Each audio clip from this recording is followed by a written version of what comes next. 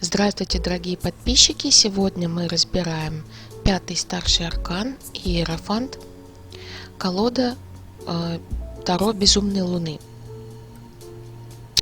Сюжет на данной карте.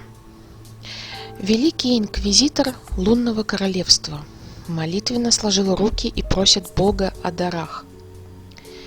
Или это лишь театральное представление?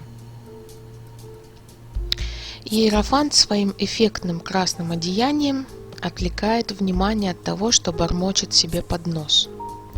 Он распоряжается Министерством правды королевства, устанавливает моральные нормы, решая, что является добром, а что злом. Неважно, верит он в них самих и есть ли у него контакт с высшими силами. Для горожан он наместник Бога на земле. Они верят ему, они у него в кармане, подобно тряпичной кукле. На руках Иерофанта массивные перчатки, а лицо словно каменное. Он каменный человек. Его не трогают слезы и мольбы. Для него есть лишь правила, которым все должны следовать. Он боится замараться, поэтому карать за неповиновение предпочитает чужими руками. Его ноги похожи на кости мертвого животного. На них уже выступили темные пятна, напоминая, что издревле основа любой религии – жертвоприношение. От кровавых жертв до самопожертвования. Основное толкование данной карты. Глядя на этого двуликого иерофанта, мы не обнаруживаем в нем ничего человеческого. Подчиняясь установленным им догмам, он закоснел и очерствел. Металлические крылья слишком тяжелы для полета, а ключи от рая, заведанные Петром, он давно утерял.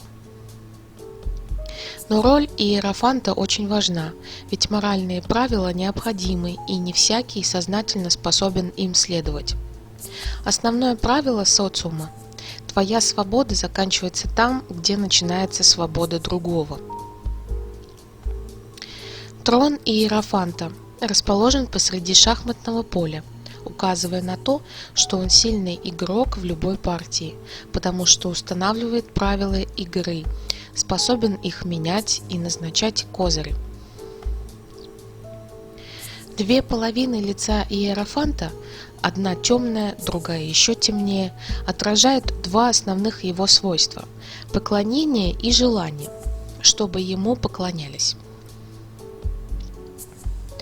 Его руки молитвенно сложены, и темная сторона его лица бесстрастна, глаз прикрыт веком. С одной стороны, жрец служит другому существу и его идеям.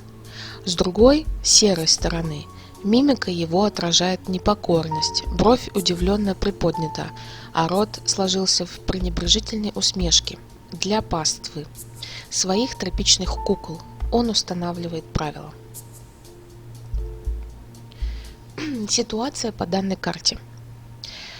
Вы должны играть по правилам и следовать установленным рамкам. Даже если вы сами их устанавливаете, будьте последовательны и верны своим принципам. Дорога, которую вы выбрали, требует служения и самоотречения. Характеристика по данной карте. Перед нами догматик. Либо ты разделяешь его установки и становишься частью его круга, либо ты нарушитель правил, а значит еретик и враг. Иерофант строго очерчивает круг друзей, тех, кто разделяет его взгляды, и отсекает от себя тех, кто говорит нечто, не вписывающееся в его жизненную концепцию. Люди этого аркана не глупы, но чрезвычайно принципиальны и способны быть жестокими. Чем бы они ни руководили, организацией, семьей или лишь собой, это носит оттенок сектантства.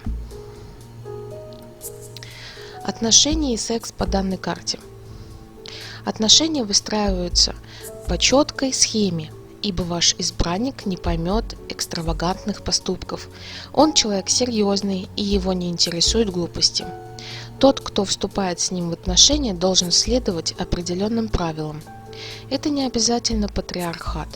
Правила могут быть и довольно странными. Главное, их устанавливает иерофант. Для иерофанта всегда важна тема служения, поэтому обратите внимание на направленность карты в раскладе. Либо он молится на вас, либо вы должны молиться на него. Либо вы вместе молитесь одному Богу, но в любом случае будьте готовы выслушивать постоянные нравоучения. Что касается интима в постели, то это миссионерская поза, направленная на рождение детей. Эти люди боятся показаться какими-то не такими и стараются не делать ничего такого. Работа и финансы по данной карте. Человек системы, который любит правила. С одной стороны, руководствуется инструкциями, спущенными сверху, с другой их устанавливает. Для такого формата характерна большая бюрократия, однако здесь есть место и для серьезной работы.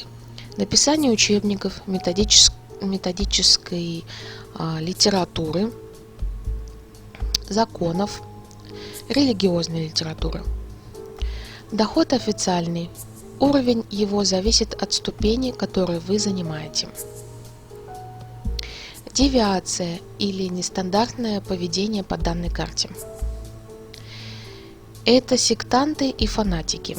Либо это лже-гуру, пытающийся всем навязывать свои идеи, либо человек, не способный самостоятельно мыслить и действовать, которому необходимо быть частью какой-то группы. Преступление на религиозной почве. Карта дня. На карте убывающая луна.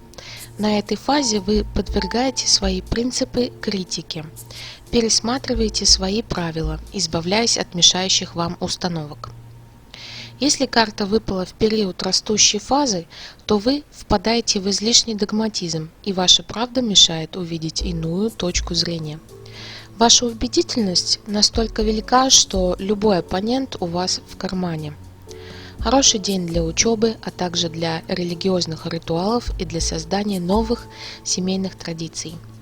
Намечайте на этот день крестины, венчания.